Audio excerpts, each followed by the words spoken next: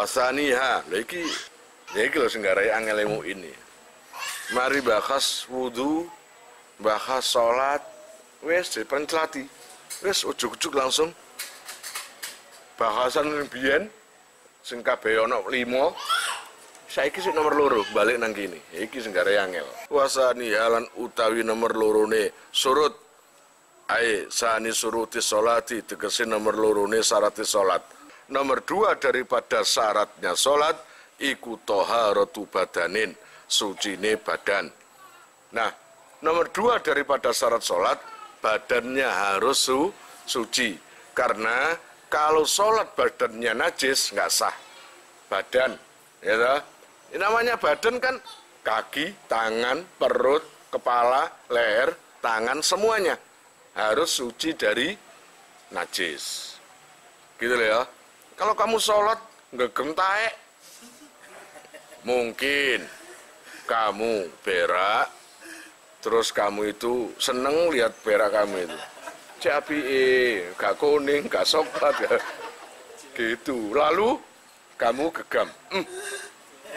Nanti kalau apa jenenge mengalir, kentir. Eman, engkul ada di kebun busro tipe, tak gowoyai. Lalu kamu sembahyang bahwa sholat bawa telek tai, maka nggak sah karena bawa najis, gitu ya. Wa minhu lan iku setengah saking badan. Badan iku apa ya sih? Dakhilul fami utawi jerone cangkem. Jerone cangkem iku termasuk apa? Anggota badan, berarti makanya disunatkan berkumur biar kalaupun ada najis biar suci. Makanya termasuk di dalamnya mulut ini juga harus dibersihkan ketika mau sholat itu. Kemudian wal anfi lan Allah ya Rabb ya Karim jerune irung, bolongannya irung lah, termasuk apa itu? Apa jenenge sakliyane umbel itu? Opel. Ana panganan sing penyene jenengane gak enak. Pertama andro semua itu. Tahu teman-teman kambing. Ada lagi kerupuk opel. Opel itu lah kotorane ireng. Wow, nek mangan kerupuk opel ambek ngedep sambel, wis lali waktu pokoknya. Ambek terus umbel metu kepedesan. Oh, enak nikmati Masya Allah. Mari ngono pelajaran matematika wis mulai. Pedes-pedes saya pelajaran ngono. Wal aina ini lan mata loro termasuk itu badan harus suci. Gitu ya, harus suci. Wamal busin lan pakaian. Klambimu iku kudu sing suci, sing digawe sembayang iku. Wong baju atau celana atau sarung terkena kencing nggak dicuci, masih basah, lalu ketika kering dipakai sholat, itu nggak boleh. Dan itu nggak ada ma'fu. Ngerti ma'fu? Oh ini najis yang diampuni. Maklum, seperti apa? Kena darah sedikit. Cuma sedikit gitu aja, itu ma'fu.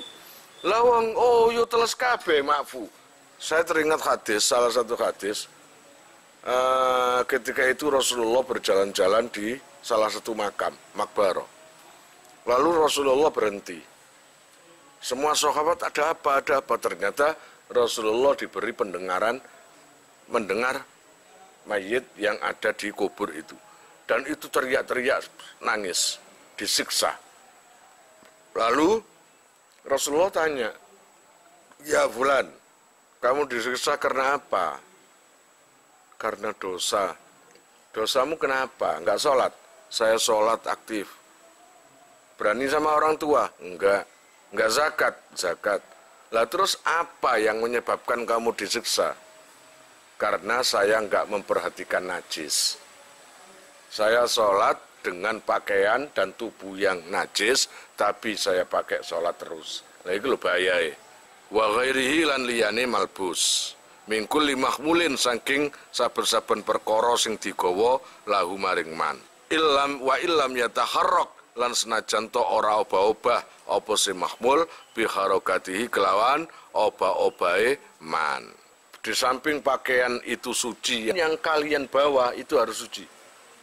Kayak kamu di kantong baju pakai pulpen, tapi pulpennya najis, tetap di baju.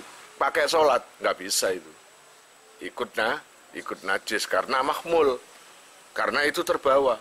Walaupun perkara yang kamu bawa tadi nggak ikut bergerak dengan semua gerakan kamu. Walaupun kamu bergerak, tapi barang itu anteng. Tetap kalau barang itu najis, maka sholatnya nggak bisa. Karena mahmul. Wa makanin lan panggonan. Yusolli kang sholat sapa seman fihi ing dalem makan an najasin saking najis. Ghairi makfuin kang ora den makfu opo anhu saking najis. Termasuk yang suci lagi syaratnya sholat. Tempat sholat itu harus ikut suci. Kamu sholat di WC. Adik sujud pas nang telek. Kaya opo jajal? Enggak boleh. Tempatnya harus suci, gitu loh ya. Apalagi kalau di situ ada najis, najisnya itu yang nggak bisa diampuni, seperti kencing, telek, atau itu nggak bisa diampuni. Fala tasihhu mongko ora sah. Apa as-sholatu sholat mahu sertane najis. Walau nasian lan senajan anane wong iku wong sing lali, au jahilan utawa wong sing gak ngerti biwujudihi kelawan wujude najis, au bikaunihi utawa kelawan anane najis iku mubtilan batalake liqaulihi krana dawuhne Allah taala wa thiyabaka fatahhir. Wa thiyabaka lan ing dodot sira utawa ing klambi sira fatahhir mongko nyucenono sira. Jadi tidak sah sholatnya orang yang membawa najis, baik dia itu lupa atau tidak tahu. Jadi artinya begini, kamu sholat duhur, kamu anggap nggak berpikiran kalau baju kamu itu najis, padahal itu najis. Kamu nganggap itu suci. Ketika dapat seminggu, kamu dapat kabar dari teman kamu atau kamu tahu sendiri bahwa baju yang kamu pakai 1 minggu yang lalu itu najis. Otomatis sholatnya tidak sah. Padahal kamu sudah sholat, maka wajib mengulangi sholatnya itu. Paham ya? Atau karena nggak tahu, kayak seperti tadi, tahu atau nggak tahu, itu sama saja. Pokoknya sholatnya membawa najis. Apalagi najis itu sekelas najis yang bisa membatalkan sholat. Gitu loh. Kayak kencing, telek, atau dan lain-lainnya. Kalau semuanya najis itu yang sifatnya nggak membatalkan sholat, maka nggak apa-apa, seperti katakanlah sarung kena sedikit darah nyamuk, atau apalah gitu ya, itu nggak membatalkan, paham? Untuk masalah kesucian, menghindari najis atau kesucian pada waktu sholat, itu sudah disinggung di Al-Quran, wathiyabaka fatahhir, dan terhadap baju kalian, pakaian kalian, maka sucikan. Harus suci, gitu ya. Dan disinggung juga di dalam hadis, wali khobari syekhoni lan maring hadise syekh loro, yaitu Bukhari Muslim. Di dalam kitab Bukhari juga ada masalah pentingnya menghindari najis. Wala yadurru lan ora bahaya apa muhadzatu najisin manceri najis libadanihi maring awake man. Kalau seumpamanya sholat manceri najis itu enggak apa-apa. Manceri itu pas kamu menghadap ke barang yang najis, itu enggak apa-apa. Katakanlah kamu sholat begini, pas di depan kamu itu ada perkara najis. Oh, namanya aja manceri ya lo, enggak megang dan enggak membawa, enggak masalah. Allah ya Rabbi ya Karim, lakin tukrohu, tetapi ini dan makruhake. Apa si muhadzah, ma'a muhadzatihi, sartane manceri najis, kastik bali najisin, kayak ini madep najis. Walaupun sah, tapi hukumnya makruh. Kenapa kamu sholat kok menghadap perkara najis? Katakanlah di depan kamu itu ada WC. WC tempat berak terbuka. Kamu sholat ngadep situ, itu makruh. Masih sah tetap makruh gitu loh. Au mutanajisin utawa perkara sing terkena najis. Najis sampai mutanajis itu beda. Kalau najis memang zatnya najis seperti apa itu telek. Ana umbah-umbah apa? Umbah tahe. Gak iso. Ya. Tahe masih diumbah kaya apa ya kuning. Ya najis. Lah, kalau mutanajis adalah barang suci yang terkena najis dan kalau disiram hilang najisnya. Kayak kopiah kamu atau baju kamu terkena najis, terkena kencing. Setelah dicuci, hilang najisnya, jadi suci. Kemudian wasakofu lan payon.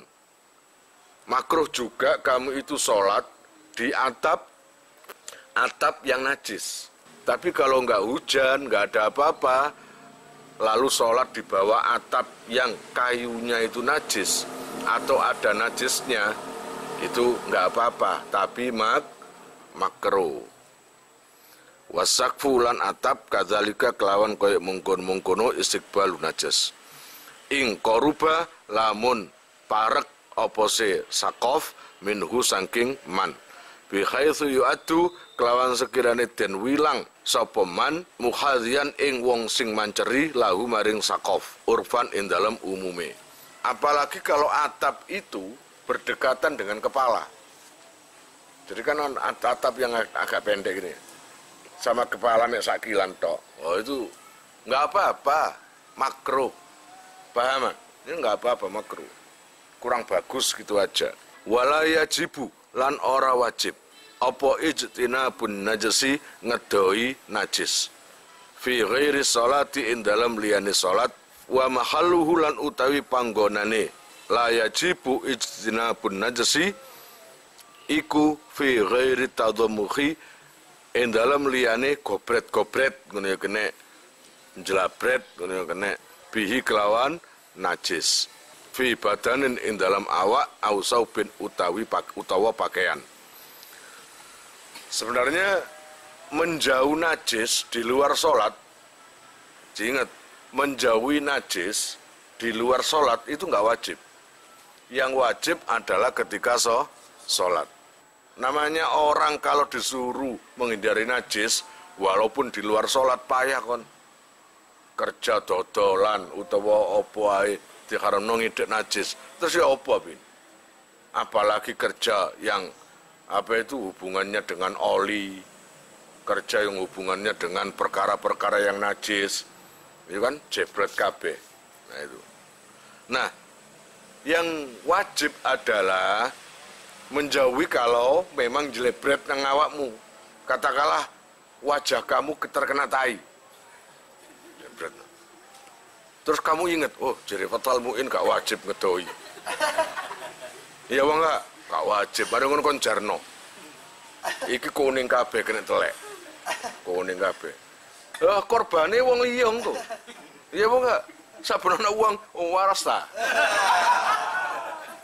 Ngono ya apa kok? Ya gak iso. Kalau seumpama jembret kabeh lang cepet diberseni. Gitu ya.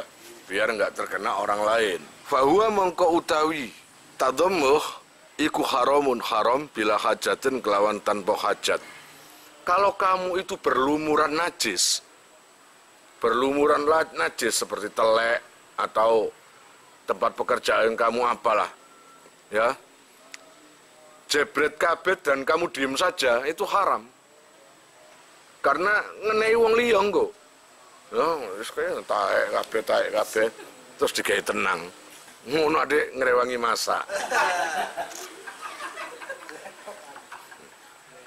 Goreng iki netes. Tae mah tes. Ya nggak bisa gitu. Nah, jelembret ngono lan cepet disuceni atau dibersihkan gitu loh. Kecuali kalau ada hajat, nah itu nggak masalah. Contoh, kamu kerja sebagai apa? Penyedot tinja. Itu kan ada hajat. Jebrot kabeh nang awakmu. Lalu kamu nggak cepet-cepet bersihkan, nggak apa-apa itu. Paham ya? Enggak apa-apa. Tapi ojo loman-loman.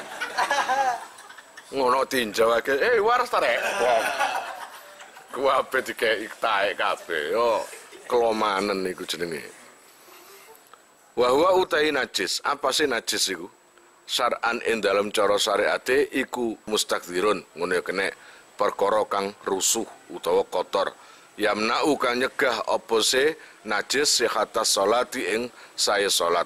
Haitsu la murakhisa. Ing dalam sekirane ora ana kang murahake apa sih najis pun. Apa sih najis itu? Najis adalah, walaupun gak pasti, najis adalah sesuatu yang dianggap kotor. Tapi terkadang ada yang bersih tapi najis kan, gitu loh. Keramik diuyui, kemudian kencingnya itu kering, nah, itu kan bersih tapi najis. Tapi kalau ini arak, najis adalah sesuatu yang dianggap kotor yang bisa mencegah sahnya sholat. Jadi kalau barang itu kamu bawa, maka sholatnya nggak sah. Apalagi kalau tidak ada sesuatu yang memurahkan atau mengampuni atau meringankan. Tidak ada sesuatu yang meringankan. Salah satunya adalah bila baju terkena darah sedikit dari nyamuk, itu ada murokhisnya, berarti dimakfu, diampuni karena cuma sedikit, gitu loh ya. Tapi nek saumpamane telek satimbo, terus diguyangno nang raimu, apa iku? Oh dimakfu. Ya berarti kon kempro menyenengan. Enggak ada makfu atau murakhis, itu enggak ada. Bahwa mongko utai najis iku karosin kaya jenenge tletong. Lho, tletong jenenge tletong ya. Kemudian wabolin lan uyuh. Tletong, uyuh iku termasuk najis yang tidak ada murakhisnya. Tidak ada yang meringankan gitu. Walau kana senajan to ono apa sih raus lan baul iku minto irin sangking manuk, wasamakin lan iwak, wajarodin lan lawang. Yai, walang. Iya, walange mencrok nang lawang, repot. Wajarodin lan walang. Wama lan hewan la nafsa kang ora ana getene iku maujud lahu maring ma sailatun kang mili. Jadi oleh wama la nafsa lahu sailatin ngono ya oleh. Seperti teletong atau kencing, walaupun yang keluar dari burung atau ikan, jadi ini ikan suci, tapi no telek, itu, maka tetap najis. Kemudian perkara yang suci lagi, seperti walang. Walang itu bahasa Indonesia apa? Belalang. Walaupun suci bisa dimakan, tapi kalau teletongnya atau kencingnya maka jadi najis. Atau hewan yang nggak punya darah sekalipun, gitu, maka tetap najis kalau kotoran keluar dari hewan tersebut. Salah satu pendapat ulama ada yang berat, apapun yang dibuat dari ikan, gitu, entah itu kerupuk, entah itu petis, entah itu apa biasanya itu kok iwak laut atau urang, petis, terasi. Kalau memang ikan itu tanpa dibeteti, langsung digiling menuai, langsung jadi terasi. Kalau menurut salah satu ulama itu najis. Kalau memang diyakini yang namanya ikan-ikan yang dijadikan itu lagi ngising jamaah. Pas tepak ngising antri nang WC ini, iwak itu langsung diserok, digawe petis iku mang. Lah, tapi kata Imam Romli mengatakan enggak, walaupun kotoran keluar dari ikan, baik itu ikan kecil atau ikan besar, tetap suci. Jadi kalau ada makanan atau bumbu yang terbuat dari hewan tadi, terbuat dari ikan, baik ikan kecil-kecil atau besar-besar, yang tanpa dibeteti, maka tetap suci. Namanya aja dari ikan. Iya enggak? Tetap suci. Teko walang barang. Itu dari Imam Romli. Gitu. Ada ulama, saya lupa imam siapa itu agak berat itu. Imam yang berat itu tadi mengatakan, kalau ada ikan, yang mana ikan itu besar-besar, lalu tanpa dibeteti, kebetulan ikannya itu pas kencing atau pas nelek, maka makanannya itu ikut najis.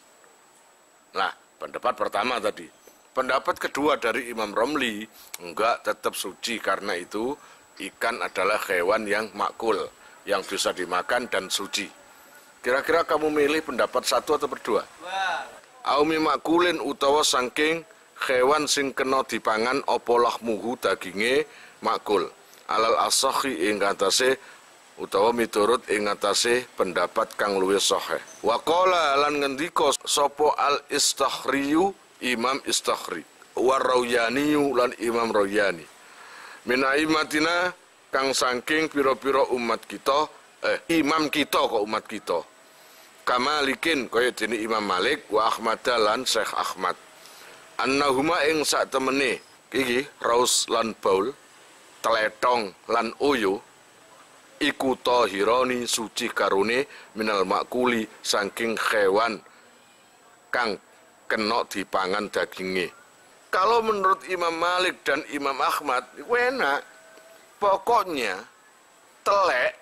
teletong atau kencing yang keluar dari hewan yang bisa dimakan serta halal, maka suci. Walau rosat lan lamun neletong, au koat utawa mutah ngono ta. Apa bahimatun raja kaya, habban ing wiji. Fa ingkana mongko lamun ana apa se habun niku, ana iku solban atos. Bi haitsu lau zuri'a, kelawan sekirane lamun den tandur apa se habun, nabata mongko cukul.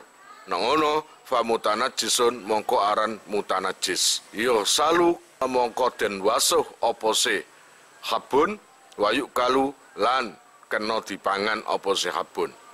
Wa illa lamun ora atos fa najisun mongko aran najis. Pun. Jika ada biji-bijian lalu dimakan oleh hewan, kemudian dikeluarkan lagi lewat ngisingi. Jadi hewan tadi atau BAB keluar apa yang dimakan tadi. Maka jika yang keluar itu atos, maka itu mutanajis. Artinya suci, tapi kena najis. Jalan keluar adalah dicuci lalu dimakan, nggak apa-apa.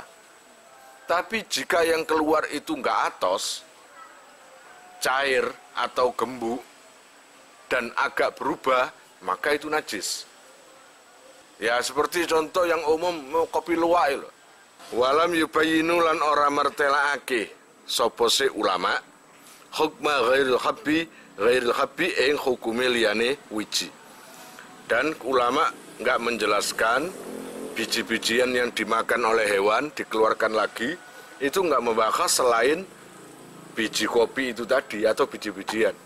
Kala ngendika sapa syekhuna syekh kita, waladzi lan utai perkara yadharu kang pertelo apa alladzi iku annahu satemene ghairul habbi iku intaghayyara lamun berubah apa se ghairul hab an khalihi saking pertingkai ghairul habbi qablal bal'i ing dalem sadurunge dilek diulu utawa dilek walau yasiran lan senajan to iku kedhi nek ngoten fanajisun mengko najis. Allah ya Rabbi ya Karim, makanya kalau sebelum diuntal atau ditelan ya kopi berwarna hitam saumpamane, ketika ditelan kemudian ketika dikeluarkan di pantatnya kok tiba-tiba warnanya hitam agak keputih-putihan saumpamanya, itu kan berubah walaupun sedikit berubahnya, maka itu najis.